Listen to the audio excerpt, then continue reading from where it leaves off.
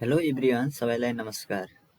आज म adobe Photoshop 7.0 को फर्स्ट ट्युटोरियल पोइन्टमा उपस्थित भएको छु।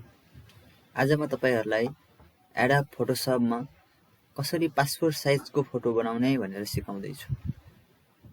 ल सुरु गरौँ अब हाम्रो भिडियोतर्फ जाउँ।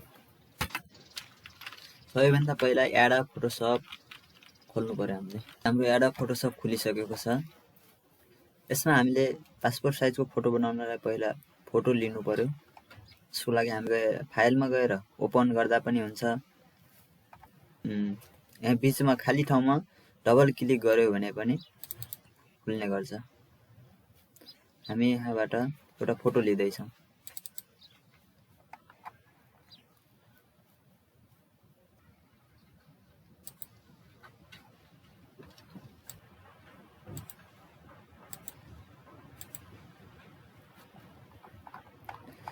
फोटोलाई पासपोर्ट साइजको बनाउनु भन्दा पहिला हामीले यसलाई क्रप गर्नु पर्यो।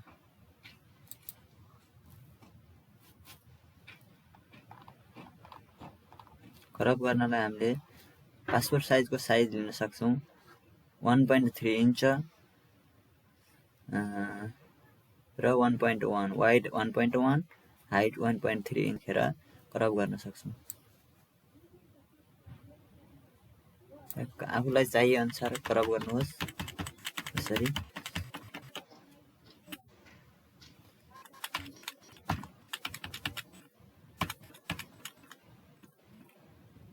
मैले यति नै राखेको छु साथीहरु। अनि यहाँ गएर ओके गरिदिनुस्। अलि ठुलो साइजमा लियौं।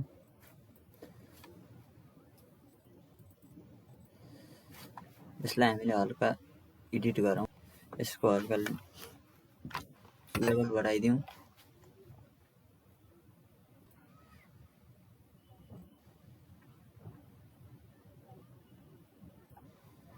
यति राखे मैले। कन्ट्रोल एम गरेर कर्व लिन सक्नुहुन्छ। कर्व लिएर यसको ब्राइटनेस बढाउँ। अनि यहाँ गएर इमेजमा गएर एडजस्टमेन्टमा गएर ब्राइटनेस कन्ट्रास्ट बढाउन घटाउन सक्नुहुनेछ। मैले हल्का बढाइदिए। ब्राइटनेस कन्ट्रास्ट पनि यति बढाइदिए अनि ओके गर्छु।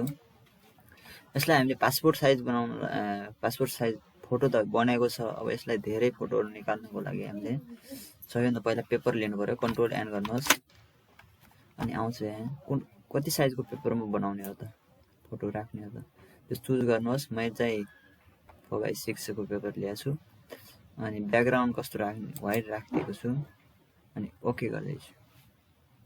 पेपर आएछ हामीले भने जस्तै गरेर साथीहरु। अब यसलाई हामीले पासपोर्ट बनाउनलाई यहाँबाट सिलेक्ट गर्नुहोस्। मुभ टुमा क्लिक गरेर यसमा क्लिक गर्नुहोस् अनि माउसले यता ल्याउनुहोस्। आएको छ यहाँ फोटो साथीहरु। अनि यसलाई मिलाउनुहोस् कति राख्ने भनेर तलमा गराएर।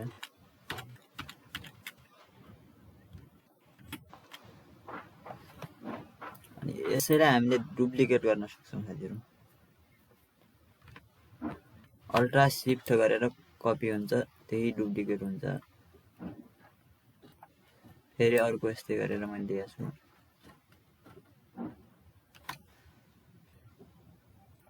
मिलाउनुहोस् इच्छा अनुसार कति राख्ने भनेर।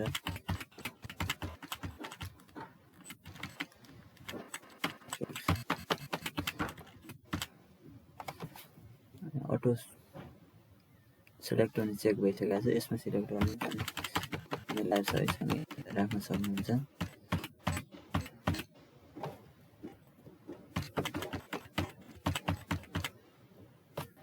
सबैलाई कन्ट्रोल शिफ्ट ई गरिदिनुहोस्। एउटै भएको छ सबै लेयर।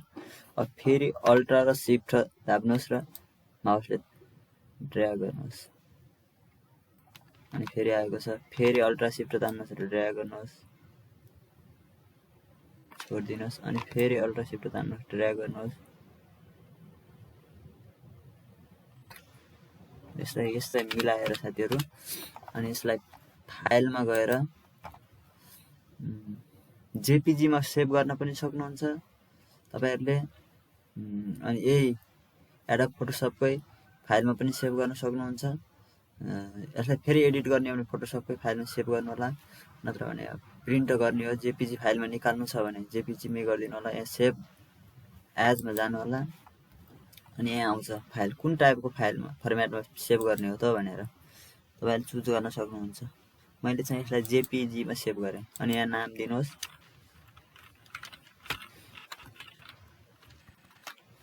PSOT फोटो भनेर नाम दिए मैले। जेपीजी फर्मेटमा सेभ हुँदैछ हेर्नुहोस्।